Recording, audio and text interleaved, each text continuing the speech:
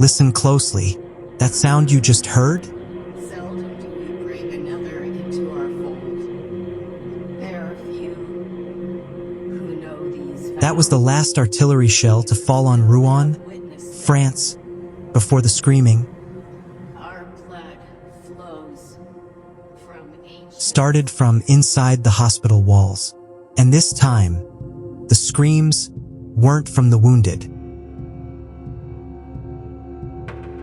November 1916, Number 12 Stationary Hospital, a place where the dying outnumbered the living, and the dead refused to stay buried. The nurses kept meticulous records, not just of shattered bones and gas-burned lungs, but of the things that walked the wards. After midnight, the surgeon no one recognized, his coat dripping with blackened blood, the weeping woman who vanished through solid walls, the beds that rearranged themselves as if invisible patients kept arriving. Nurse Eleanor Carter's final diary entry. It pushed me. God help me, it pushed me. The British Army didn't believe in ghosts until they had no choice. By dawn, the order came, evacuate, board the windows, leave the dead to the dead. This is the story the War Office tried to burn.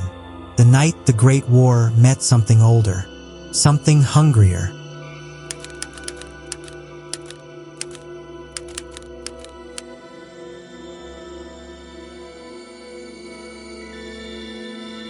September 1915, Rouen, France. The ambulance wagons rolled in at dusk, their wheels caked with the thick mud of the Somme battlefields. The wounded came in waves, men with faces blackened by gunpowder, limbs wrapped in blood-stained gauze, some still whispering deliriously about the trenches they'd left behind. The journey to Number 12 Stationary Hospital had taken them 35 miles west of the front lines. Far enough to escape the constant thunder of artillery, but not far enough. Never far enough to outrun the war's shadow. The hospital itself stood an uneasy marriage of modern medicine and medieval gloom. Housed in a repurposed 12th century monastery, its vaulted stone corridors had once echoed with monks' prayers. Yeah? Now the air reeked of carbolic acid and rotting flesh. The British Army had commandeered the building in 1914, transforming its cloisters into operating theaters, its chapel into a recovery ward. The locals called it L'Hôpital des Ombres, the Hospital of Shadows, and not just because of the gaslights that flickered against its ancient walls. That evening, that terrible evening, Captain Thomas Whitmore was carried in on a stretcher, his uniform stiff, so stiff with dried blood. A shell fragment had torn through his thigh. Oh God, the wound and the field surgeons? They'd barely stopped the bleeding. As orderlies lifted him, groaning, onto a cot, he blinked up.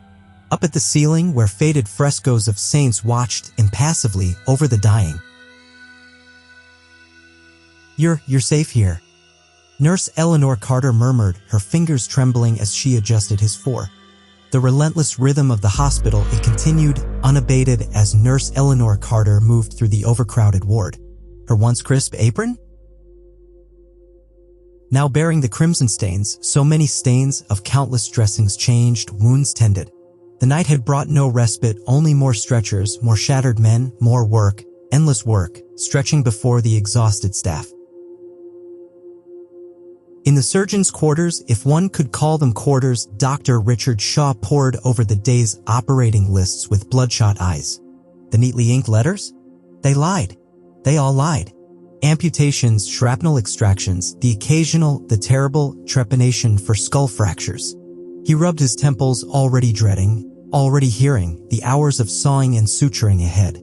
By midday, fresh convoys rumbled into the courtyard. Stretcher-bearers bellowed hoarse, broken bellows as they maneuvered their groaning burdens through the narrow aisles. The new arrivals? They bore the marks, the awful marks, of modern warfare. Chest wounds, gaping, terrible from machine gun fire. Limbs, blackening limbs, turning with gangrene. Eyes God, their eyes wide and unseeing from shell shock. The nurses? They moved quiet, so quiet with terrible efficiency. shifting recovering patients, always shifting to makeshift beds in the chapel. Anything, everything, to accommodate the more critical cases. Captain Whitmore's condition? It followed the predictable downward spiral. On his first day, fever racking his body as infection took hold, beneath that soiled dressing. By the third day, he begged, oh how he begged, for morphine through cracked lips, only to be refused, always refused, as supplies dwindled. On the fifth night, exhausted beyond measure, he finally slipped into troubled sleep. A reprieve shattered when an orderly jostled his cot, sending him screaming back to consciousness. The work stretched on without end. Nurses paused between dressings to scribble final letters for men whose trembling hands could no longer hold pens. Doctors stole moments of respite in the morgue anteroom, drawing deep on cigarettes as they stood vigil over the day's harvest of corpses. The thirst woke him. Captain Whitmore's tongue clung to the roof of his mouth, dry as sandpaper. The fever had left him hollow, his skin tight over his bones. He pushed himself up on trembling elbows, blinking against the dim glow of the gas lamps. The ward was a sea of quiet suffering, men lost in morphine sleep, their bandages stark white in the gloom. His canteen was empty. Whitmore swung his legs over the edge of the cot, the chill of the floorboards seeping through his socks. He glanced toward the nurse's station at the far end of the ward, where a single lamp burned behind the half-drawn curtain. Sister Carter was usually there at this hour, scribbling in her ledger or dozing in her chair. He took a step, then froze. A sound. Not the usual nighttime murmurs of the hospital, no rustling sheets, no low groans. This was something else. A wet rhythmic. Whitmore turned his head slowly toward Private Callahan's empty cot. The stain on the pillow had spread, a black pool in the low light. And now something new, a thin trickle of dark fluid ran from the edge of the mattress, pattering onto the floor in steady drops. His throat clenched. Not possible. The body had been removed hours ago. The sheets changed. Yet there it was. The air grew thick, heavy with the scent of iron and something older, damp wool, mildew, the stale perfume of forgotten rooms. Whitmore forced himself to move, his bare feet silent against the wood. He wouldn't look at the cot again. Wouldn't think about the way the blood seemed to pulse from nothingness, as if the mattress itself were weeping. He focused on the nurse's station, the sliver of light beneath the curtain. 10 paces away. Then, a breath against the back of his neck. I slid down Whitmore's spine. He whirled, heart hammering. The ward stretched behind him, empty. But Callahan's cot, The sheets were disturbed now, the impression of a body pressed deep into the mattress. And the pillow. The pillow was gone. A choked sound escaped him. He stumbled backward, hands grasping for the curtain of the nurse's station. And found only darkness. No lamp. No chair. No Sister Carter.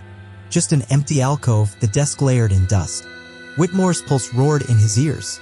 He spun, searching for the ward, the rows of cots, the gas lamps. Gone. All of it gone.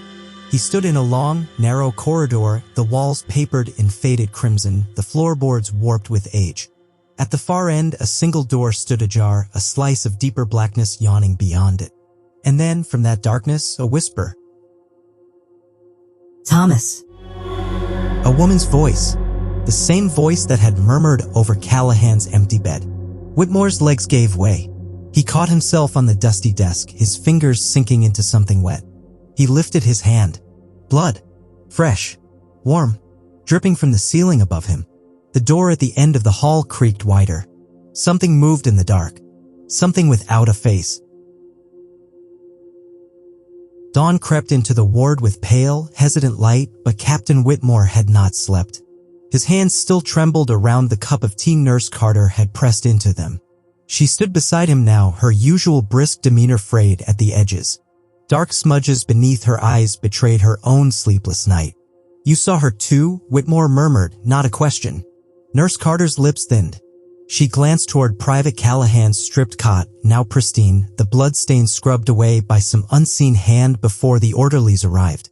I saw something, she admitted, voice low. But we mustn't speak of it. Whitmore's laugh was hollow. I'd sooner believe my own eyes than pretend this is fever madness. A shadow crossed the doorway. Dr. Grayson stood there, his spectacles catching the morning light, his face unreadable. For a long moment, the three of them simply looked at one another.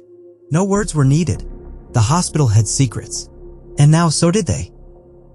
Later that morning, Nurse Carter found Dr. Grayson in his office reviewing patient charts. She hesitated before speaking, then forced a smile.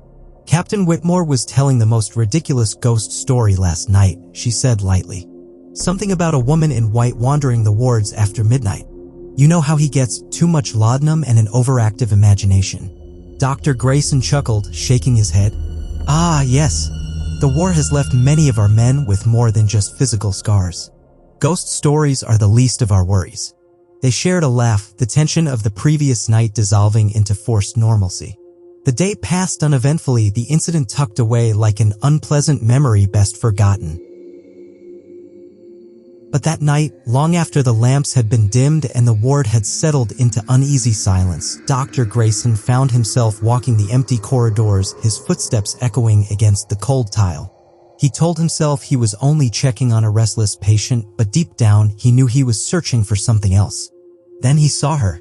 A figure in a tattered white gown gliding soundlessly past the far end of the hall.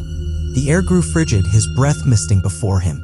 His pulse pounded in his ears as he took an involuntary step back. And then she was gone. At the same moment, in the nurse's quarters, Nurse Carter bolted upright in bed, her skin prickling with cold. The faint scent of antiseptic and old blood filled the air. A whisper, barely audible, brushed against her ear. You shouldn't have laughed. Her blood turned to ice. The hospital had secrets, and now it had claimed them all. The next morning, Nurse Carter and Dr. Grayson met in the hospital's empty supply room. Their faces pale, their voices hushed. You saw her too, Nurse Carter whispered, her fingers tightening around her clipboard. Dr. Grayson nodded, his usual composure fractured. I thought perhaps it was fatigue or a trick of the light. But we both saw the same thing, she insisted. And last night, I heard her.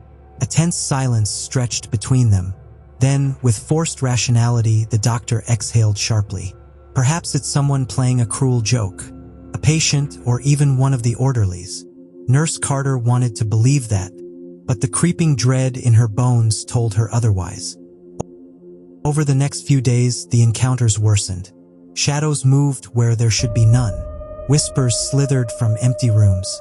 The scent of decay lingered in the wards, though no bodies lay unburied. Patients, some barely conscious, began murmuring about the lady in white, their fevered eyes wide with terror.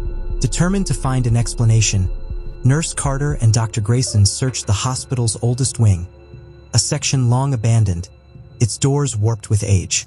Dust coated the floors, and the air was thick with mildew. They found nothing. No prankster, no hidden passage. Only an oppressive stillness that made their skin crawl. Frustrated and unnerved, they decided to seek answers elsewhere. The village and the old man's tale. The nearest village was a small, weathered cluster of cottages nestled between the hills. The villagers were wary of outsiders, especially those from the hospital.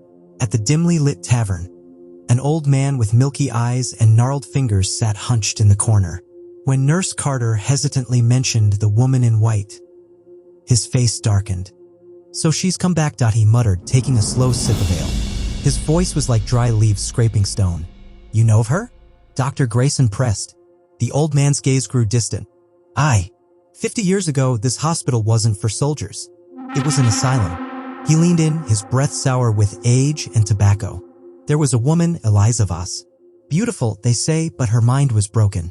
The doctors, they did things to her. Experiments. Said it was for her own good. Nurse Carter's stomach twisted. What happened to her? The old man's voice dropped to a whisper. She escaped her restraints one night, slit the head doctor's throat with his own scalpel. Then she walked into the East Wing and hanged herself from the rafters. A chill crawled down Dr. Grayson's spine. They covered it up, the old man continued. Buried her in an unmarked grave. But sometimes when the veil between worlds is thin, she comes back. And she hates doctors. His yellowed teeth bared in something like a smile. You've seen her, haven't you? Nurse Carter's hands trembled. She spoke to me. She said, You shouldn't have laughed. The old man's grin vanished. His fingers tightened around his tankard. Then she's chosen you. She doesn't just haunt. She punishes. The fire in the hearth guttered, casting long, grasping shadows across the walls. And outside, in the growing dark, the wind carried a whisper. Doctor. The hospital's secret was no longer buried, and Eliza Voss was waiting for them to return. The decision to flee. The next morning, the hospital staff moved in tense silence. Nurse Carter's hands shook as she packed her medical bag, her movements quick and erratic. She avoided looking at the east wing windows, where the morning light seemed to warp unnaturally against the glass. Dr. Grayson's usual calm had shattered, his voice was clipped, his eyes darting toward every flicker of shadow. Even the orderlies, usually loud and careless, spoke in hushed tones, as if afraid something might hear them. No one spoke of what had happened. No one dared. But they all knew. The hospital was no longer safe. The last glance. By midday, the decision was made. The remaining patients, those well enough to be moved, were hastily loaded into ambulances and transport trucks. The staff followed, their personal belongings thrown into bags, their faces drawn with exhaustion and fear. Nurse Carter climbed into the passenger seat of Dr. Grayson's car, her breath shallow. The engine roared to life, too loud in the unnatural quiet that had settled over the grounds. As they pulled away, she couldn't help but turn for one last look. The hospital loomed behind them, its once familiar facade now twisted into something sinister. The windows reflected the sky like dead, clouded eyes. The east wing, where Eliza Voss had died, seemed darker than the rest, as if the shadows clung thicker there. And then, a flicker, movement in an upper window. Nurse Carter's blood turned to ice. There, just for a second, a pale figure stood watching them leave. A woman in a tattered white gown, her face obscured by the grime-streaked glass, her hand pressed against the pane, as if she was waiting, as if she knew they'd have to come back. The car sped away, but the image burned into their minds. The hospital was still there, and so was she. Epilogue, found among the ruins -1923. The diary was discovered 7 years later by workmen demolishing the old hospital. Wedged between rotting floorboards in what had been the nurses' quarters, its pages were brittle with damp but still legible. No one knows what became of Nurse Carter or Dr. Grayson. Records show they were transferred to a field hospital in France in early 1916, but the ship's manifest lists them as disembarked prior to departure. Their military files end abruptly with a single type note, personnel reassignment. The last intact page remains the most puzzling. Dated November 1st, 1916, over 10 months after their supposed departure, it contains only a single sentence in shaky script.